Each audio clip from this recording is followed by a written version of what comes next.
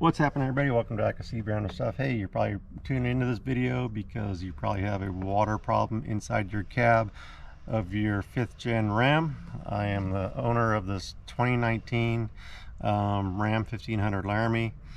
Awesome truck, but I'm dealing with that water intrusion problem with water getting into the cab, getting the headliner wet, getting wet underneath the seats. So hopefully this will be the last video you have to watch, because I'm going to tell you why it's happening and how to fix it.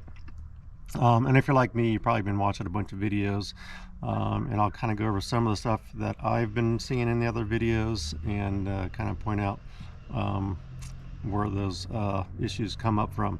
So anyways, let's get into it. Let's just kind of take a quick look into the cab. I'll tell you what problems I was having, where I was getting water at, and we'll kind of go from there. So let's turn around and take a look. So one of the issues that I've had and that I've seen is up here. If you have an older Ram, you'll see cracks here above the windows on both sides, and mine was cracked here, and I did see some water coming in at that point. I did have this back window entirely replaced, and so those cracks are no longer there. Hopefully they don't come back. So that's one issue. I did have to have that, like I said, I had that replaced. The total cost on that through Safelite Auto Glass was about $1,200, so it's not cheap. Fortunately, my insurance covered most of that, and I only had to pay my deductible. So what I was having issues with is that was kind of the first thing that I saw with like I said, if that frame is cracked, then you might want to look at getting that replaced. I was getting water up here along the headliner, and then I was also getting water down here. That's why I had this towel down here. It was kind of helping me to figure out if I was actually getting water. It was just kind of getting this whole floor was soaking wet last year when it was raining, and I'll tell you where that comes from. The other issue that I haven't really dealt with was the vents behind these seats, the back seats. There's a couple vents on each side, and some people complain about getting water through those vents. I didn't think I had that problem, just because I was getting a wet headliner up above here. So let's take a look outside. We'll walk around and get in the bed, and I'll kind of show you what the issues are up there. All right, one of the other issues that I've seen some people talk about was from the antenna here on the roof, and I really don't think that's a problem. The videos that I've seen, there's a bolt that comes through from inside, and that rim around where that bolt comes through is raised. There's a lip around that bolt where the antenna attaches, and so I think that helps prevent water from getting into the cab through that bolt hole, because there's a rim on there that prevents that from happening. I also took a little bit of silicone, and if you can see, there's I put a bead of silicone around the bottom of that, and just to seal that up, just to be safe. But that didn't solve the problem.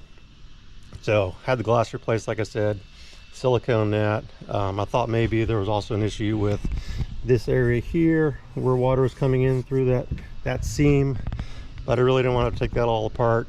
And through further research, everybody always talks about the third brake light, and I'll tell you why that's happening.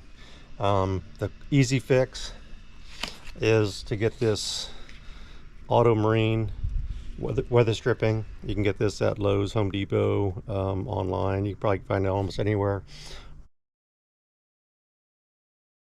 Pretty simple to use. I'm going to show you a close-up there. The way this comes, all right. The way this comes, it comes as a two-piece like this, and you just split those apart and just use half of that.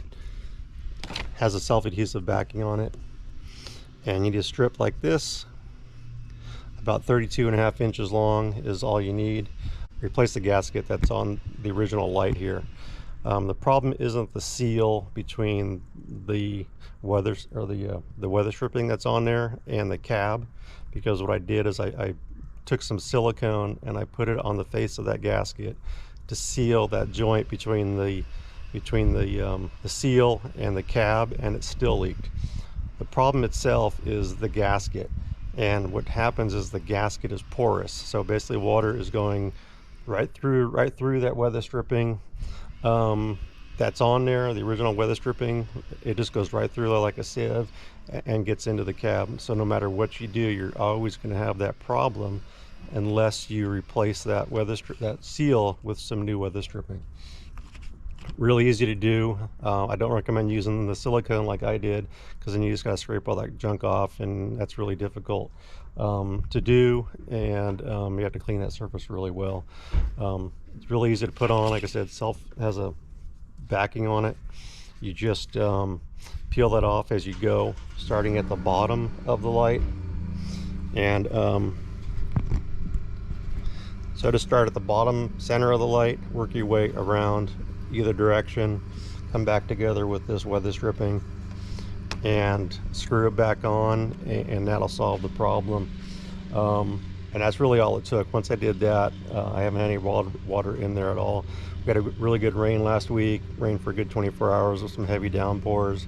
I checked the inside of the truck in the morning and there was no water. I checked it again in the evening and still no water, so everything was still good. So that's it, man. It's like $8 for this whole pack of weather stripping.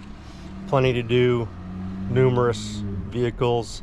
Why Ram doesn't sell this weather stripping seal, this gasket by itself, I have no idea. If you needed to get that from the dealer, you have to buy the entire light assembly, which, you know, 40-50 bucks for entire light assembly, when you need, you know, just really pennies on the dollar for some new weather stripping gasket material. So hopefully that helps. Like I said, it's, you know, there's tons of videos out there about taking this off. 4 screws, pops out, disconnect the power cord, scrape off that old gasket material, get rid of it. It's just junk. And then make sure you clean the surface really well. Use some goo off or whatever it is, and then clean it with some alcohol, just to make sure you get a good clean surface. Put this on nice and even. You know, and your problem will be gone. Like I said, I did that like a couple weeks ago, and after that big rain we had, haven't had any water problem at all since then. So hopefully that helps you out. This should be the last video on this issue. Again, it's the gasket material itself. It's just a porous product, and it's just junk. It's not gonna, you know, any amount of silicone is not gonna fix that issue. You got to replace that gasket. Out. And this should be hopefully the last video you have to see as far as the water intrusion problem.